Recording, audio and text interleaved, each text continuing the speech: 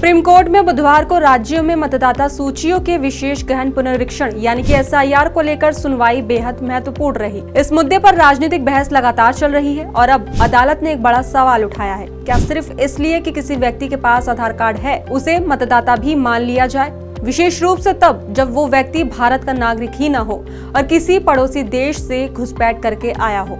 अदालत का कहना था कि आधार कार्ड एक खास कानून के तहत बनाया गया दस्तावेज है जिसका उद्देश्य सिर्फ ये सुनिश्चित करना है कि जरूरतमंद लोगों को सरकारी योजनाओं का लाभ मिल सके, लेकिन इसे नागरिकता या मतदान के अधिकार का आधार नहीं बनाया जा सकता। दरअसल मुख्य न्यायाधीश सूर्यकांत ने उदाहरण देते हुए कहा कि कई बार गरीब मजदूर, रिक्शा चालक या प्रवासी लोग जो पड़ोसी देशों से अवैध रूप से भारत आकर बस गए हैं, उन्हें भी आधार कार्ड जारी कर दिया जाता है ताकि वे राशन जैसी मूलभूत सुविधाएं ले सके। ये संविधान की मानवीय भावना और सामाजिक सुरक्षा के तहत किया जाता है। लेकिन अदालत ने साफ कहा कि इस मानवीय कदम का ये मतलब नहीं कि ऐसे लोगों को मतदाता सूची में शामिल कर दिया जाए।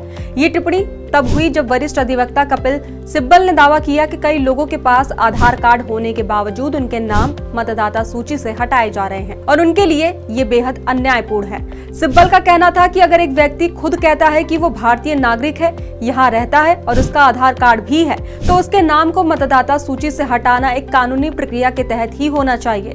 उन्होंने कहा कि मतदाता पर ये जिम्मेदारी डालना कि वो अपनी नागरिकता साबित करे हमारी स्वतंत्रता पूर्व संवैधानिक परंपराओं के खिलाफ है। इसके जवाब में मुख्य न्यायाधीश ने बिहार के एसआईआर का उदाहरण दिया और कहा कि वहां बहुत कम शिकायतें आई। अगर कहीं किसी असली भारतीय नागरिक को गलती से सूची से बाहर कर दिया गया है तो अदालत ऐसे मामलों को सुधारने में दिलचस्पी रखती है। सिब्बल ने यह भी चिंता जताई कि अगर कोई व्यक्ति मतदान के दिन मतदान केंद्र पर जाए और उसे पता चले कि उसका नाम हटा दिया गया है तो वो क्या करेगा। इस पर अदालत ने कहा कि बिहार में मीडिया लगातार रिपोर्ट कर रहा था, इसलिए किसी को अनजान रहने का बहाना नहीं हो सकता।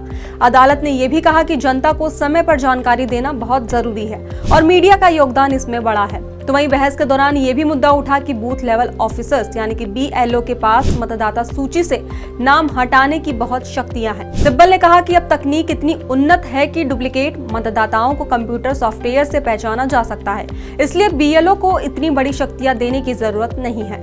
लेकिन न्यायमूर्ति बागची ने कहा कि सॉफ्टवेयर मृत मतदाताओं का पता नहीं लगा सकता और मृत मतदाताओं का नाम हटाना बहुत जरूरी है क्योंकि कभी कभी राजनीतिक दल इन नामों का लाभ उठा सकते हैं। उन्होंने कहा कि अगर कोई दल किसी क्षेत्र में मजबूत है तो मृत वोटर के नाम भी उसी के खाते में वोट के रूप में जुड़ सकते हैं। इसी वजह से मृत और स्थानांतरित मतदाताओं की सूची सार्वजनिक करना आवश्यक है।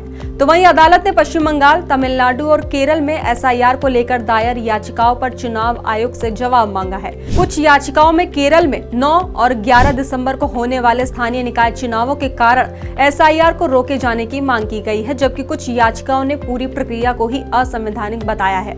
तो वहीं चुनाव आयोग की ओर से वरिष्ठ अधिवक्ता राकेश द्विवेदी ने बताया कि लगभग 99% वोटर्स तक फॉर्म पहुंच चुके हैं और उनमें से आधे डिजिटल रूप से भी जमा किए जा चुके हैं। उन्होंने कहा कि राज्य और केंद्र चुनाव आयोग मिलकर काम कर रहे हैं और किसी प्रकार की बाधा नहीं है। तो वहीं अंत में सिब्बल ने अनुरोध किया कि केरल में होने वाले चुनावों को देखते हुए उनकी याचिकाओं को प्राथमिकता दी जाए। अदालत ने इस पर सहमति जताई और 2 दिसंबर को सुनवाई तय की है। गौरतलब है कि बिहार में एसआईआर के सफलतापूर्वक संपन्न होने के बाद अब उत्तर प्रदेश सहित देश के 12 राज्यों में ये विशेष संशोधन अभियान शुरू हो चुका है।